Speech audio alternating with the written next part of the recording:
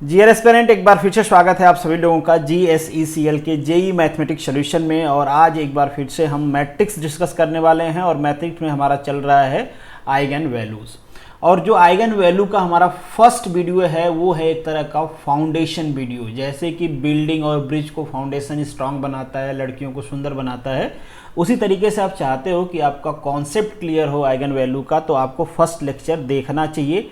अगर आपने first lecture नहीं देखा है तो इसमें थोड़ा बहुत आपको प्रॉब्लम हो सकता है, चीज़ें आपको उतना क्लियर नहीं होंगी। बाकी अगर आप मेरे चैनल पे पहली बार आए हैं तो सब्सक्राइब कर लीजिए, ये मेरा टेलीग्राम चैनल है, ज्वाइन कर लीजिए वीडियो के PDF के लिए। बाकी सारे प्लेटफॉर्म पे आप मुझसे जुड़ सकते हैं। चलिए अब वीडियो को शुरू करते हैं। Educating today for better tomorrow। तो यहाँ पे जो आपको फर्स्ट क्वेश्चन नजर आ रहा है, इसको ऑलरेडी हमने फर्स्ट वीडियो में डिस्कस किया हुआ था कि किस तरीके से आप एडजॉइंट मैट्रिक्स का आइगन वैल्यूज फाइंड आउट कर सकते हो, कैसे आइगन वैल्यू फाइंड करते हैं, उसका बेसिक इक्वेशन क्या होता है, क्यों इसको हम जीरो से इक्वेट करते हैं, इन्वर्स का कैसे करेंगे, ये सारी चीज़ें हमने ऑलरेडी डिस्कस किया हुआ है। तो इन्वर्स का ही यहाँ पे आपसे आइगन वैल्यूज पूछा हुआ है, तो एक बार फिर से हम इसको डिस्कस करेंगे कि इन्वर्स के आइगन वैल्यूज हम कैसे फाइंड आउट कर सकते हैं। यहाँ पे आपको एक मैट्रिक्स दिया गया है और ये भी मैट्रिक्स एक स्पेशल टाइप की मैट्रिक्स है।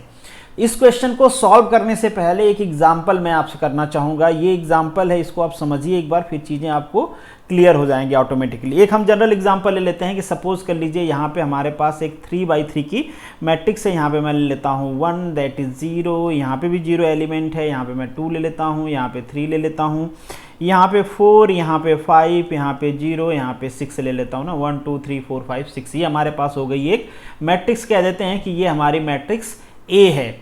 अगर हमको इसकी आइगन वैल्यूज फाइंड आउट करना है तो हमारे पास इक्वेशन होता है, आप सभी को पता है, that is ax minus lambda I equal to 0। अब मैं आपको करके नहीं दिखाऊंगा, आप सभी को पता है कि ये होती है यूनिट मैट्रिक्स। मतलब यहाँ पे सिंपली हमको क्या करना होता है, माइनस लेमडा, यहाँ पे एक यूनिट मैट्रिक्स लिखना होता है। कौन सी यूनिट मैट्रिक्स रहेगी, जिस ऑर्डर की ये मैट्रिक्स है उसी ऑर्डर की एक यूनिट मैट्रिक्स रहेगी। तो ये हो जाएगा 1 0 0, ये हो जाएगा 0, ये हो जाएगा 1 0, ये हो जाएगा आपका 0 0 1। तो ये हो गई आपकी यूनिट मैट्रिक्स। और सिंपल अलजेब्रिक ऑपरेशन आप सभी लोगों को आता होगा, तो सिंपली होगा कि अगर इसको हम इक्वेट करते हैं तो यहाँ पे ये जो लेमडा है डायमीटर से माइनस हो जाएगा सिंपली, और कुछ नहीं होने वाला यहाँ पे। तो हम क्या लिख सकते हैं, 1 minus lambda, this is 2, this is 3, this is 0 0 and this one is the 4 minus lambda, ये 0 हो जाएगा आपका, ये 5 हो जाएगा, ये हो जाएगा आपका 6 माइनस लेमडा। ठीक, और फिर आपको इसका डिटर्मिनेंट फाइंड आउट करना है और उसको 0 से इक्वेट करना है। एक सिंपल इक्वेशन मिलेगा आपको और वहां से आप लेमडा की वैल्यू फाइंड आउट कर लेते थे, इससे पहले वाले मैंने बताया था, और वही होता है आपका आइगन वैल्यूज। सिंपल समझ में आ गया।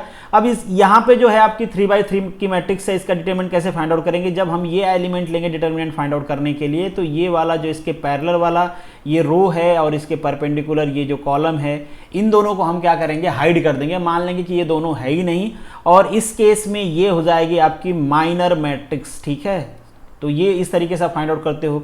जब ये वाला एलिमेंट्स लेंगे, ये वाला एलिमेंट लेंगे, तो इसके परपेंडिकुलर ये, इसके पैरेलल ये ढक देंगे, तो ये इसमें मल्टीप्लाई हो जाएगा, ये इसमें मल्टीप्लाई हो जाएगा।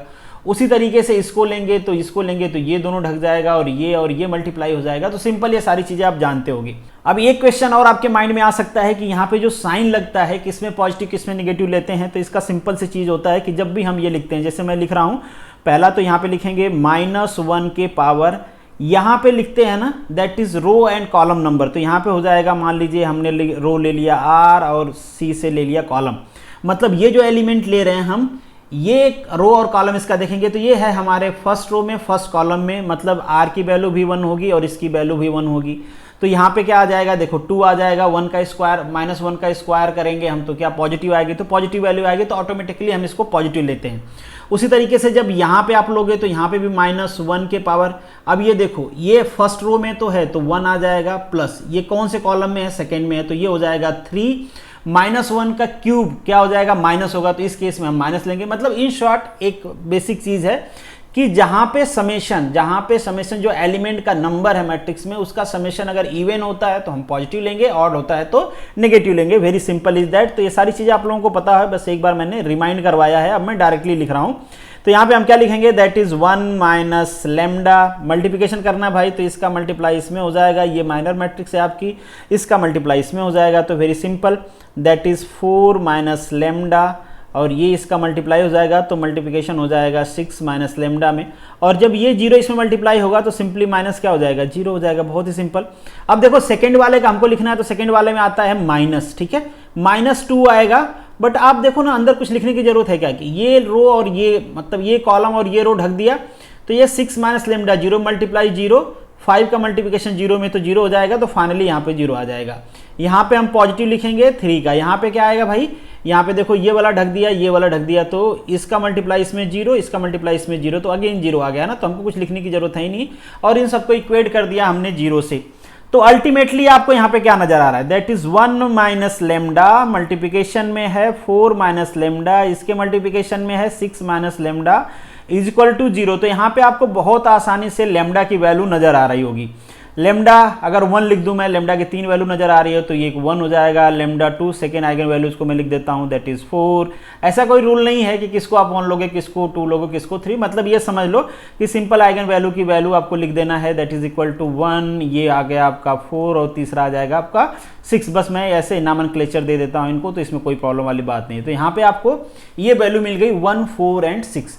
अब आपको ध्यान देना है यार कि यहाँ पे एक अलग ही चीज निकल के आई है। देखो अब इस मैट्रिक्स को आप ध्यान से देखो, इसके जो डायगोनल एलिमेंट्स हैं क्या वही आइगन वैल्यूज है, बिल्कुल देखो 1, 4, 6, 1, 4, 6। अब आप कहोगे कि हो सकता है ये बाई चांस हो गया, नहीं, ये बाई चांस नहीं हुआ है, ये हर केस में होगा, क्योंकि ये जो मैट्रिक्स है ना, ये एक स्पेशल टाइप की मैट्रिक्स है जिसे हम कहते हैं ट्रायंगुलर मैट्रिक्स। क्या कहते हैं इसको हम, ट्रायंगुलर मैट्रिक्स। इसमें 2 फॉर्मेट होते हैं ट्रायंगुलर मैट्रिक्स में, अब उस डिटेल में नहीं जाएंगे हम। एक होता है अपर ट्रायंगुलर मैट्रिक्स, एक होती है लोअर ट्रायंगुलर मैट्रिक्स। जैसे ये है upper triangular matrix. Upper triangular matrix का मतलब देखो ट्रायंगल बन रहा है, यहाँ पे 2 ट्रायंगल बनेगा, ये हमने एक ट्रायंगल बना दिया, ये वाला ट्रायंगल बन गया आपका, ये वाला, और यहाँ पे हम कलर चेंज करके एक दूसरा ट्रायंगल बना लेते हैं। सपोज रेड कलर ले लेता हूँ, तो ये एक ट्रायंगल आपका बन गया ना, ये देखो ये डायगोनल दोनों में कॉमन है। तो जब अपर जो ट्रायंगल बन रहा है वहां पे एलिमेंट्स हो, लोअर ट्रायंगल में एलिमेंट्स नहीं हो, मतलब एलिमेंट्स की वैल्यू 0 है, तो उसे हम क्या कहेंगे, अपर ट्रायंगुलर कहेंगे। उसी तरीके से अगर लोअर में वैल्यूज दिए गए हैं और अपर में यहाँ पे 0 अगर दे दिया जाए, मतलब ये 0 हो जाए आपका, ये 0 हो जाए और ये 0 हो जाए, तो उसे हम कहेंगे लोअर ट्रायंगुलर मैट्रिक्स। तो आप अपर ट्रायंगुलर मैट्रिक्स क्या होती है, लोअर ट्रायंगुलर मैट्रिक्स क्या होती है, आपको पता चल गया होगा।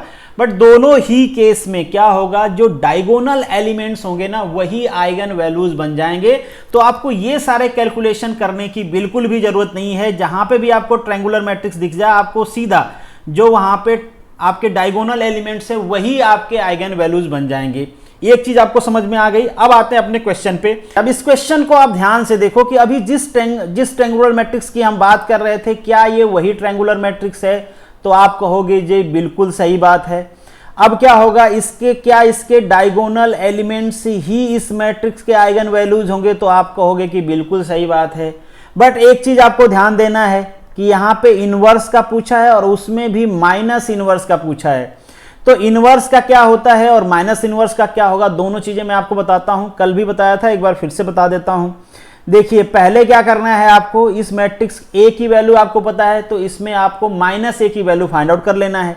-a का मतलब क्या है यार, अगर a की वैल्यू आपको पता है, -a करना है तो दोनों साइड -1 का मल्टीप्लाई कर दो। -1 मैं इसलिए लिख रहा हूं ताकि आपको पता चले कि a एक बेसिकली स्केलर का मल्टीप्लिकेशन है, और सिंपल जो आपके अलजेब्रिक ऑपरेशन होते हैं स्केलर के लिए वैसे ही करना है। तो ये मैट्रिक्स क्या बन जाएगी, -a की बन जाएगी। तो सिंपली हम कर देंगे हर जगह मल्टीप्लाई, तो ये हो जाएगा आपका -1/2, ये हो जाएगा 0, यहाँ पे भी हो जाएगा 0, ये एलिमेंट हो जाएगा आपका -1, ये हो जाएगा 0, ये हो जाएगा आपका 2 क्योंकि माइनस है, ये हो जाएगा आपका 0, यहाँ पे रहेगा -3 और यहाँ पे मल्टीप्लाई हो जाएगा तो ये हो जाएगा 1। मगर बाकी सारे एलिमेंट्स से हमको कुछ लेना देना है नहीं, हमें तो लेना देना है जो हमारे डायगोनल एलिमेंट्स हैं, क्योंकि यही जो डायगोनल एलिमेंट्स हैं ना, यही हमारे मैट्रिक्स के क्या हैं, यही हमारे मैट्रिक्स के आइगन वैल्यूज हैं। वो समझ में आ गया। तो हमको ये पता चल गया कि -a वाली मैट्रिक्स कौन से बनेगी, क्या होगा उसका वैल्यू। बट यहाँ पे इनवर्स फाइंड आउट करना है। तो कल मैंने आपको एक फॉर्मूला बताया था, आप सभी को याद होगा, जैसे ax, यहाँ पे a क्या है, मैट्रिक्स है, याद होगा आप लोगों को। x क्या है, आइगन वेक्टर है। इज इक्वल टू क्या होता है, लेमडा इंटू एक्स। लेमडा क्या है, यहाँ पे आइगन वैल्यूज है, x क्या है, अगेन आइगन वेक्टर है। और जब आपको ये पता है कि ये ट्रू है तो ये भी ट्रू होगा। हम एक सिंपल यहाँ पे अलजेब्रिक ऑपरेशन परफॉर्म करते हैं। लैम्डा एक स्कॉलर है, इसको इस साइड ले आते हैं तो यहाँ पे आ जाएगा आपका 1/λ, ये हो जाएगा आपका x इज इक्वल टू, इसको इस साइड ले आते हैं। हालांकि मैट्रिक्स में हम ऐसा नहीं करते, बट यहाँ पे ये सेटिस्फाई करता है, कल भी मैंने आपको बताया था। तो यहाँ पे इसको ले आएंगे तो ये क्या हो जाएगा, A इनवर्स हो जाएगा और यहाँ पे हो जाएगा x। Very simple. तो इसको हम ऐसे लिख सकते हैं ना इस फॉर्मेट में, जैसे यहाँ पे क्या है, A इनवर्स है, ये x है, इज इक्वल टू 1/λ है, ये x है। अब इसको आप ध्यान से देखो, क्या ये यही वाला इक्वेशन है, इसको हम कंपेयर कर सकते हैं? तो आप कहोगे बिल्कुल कर सकते हैं। यहाँ पे A के जगह पे A इनवर्स दिया गया है, eigen vector as it is दोनों में है, लैम्डा के जगह पे 1/λ दिया गया है।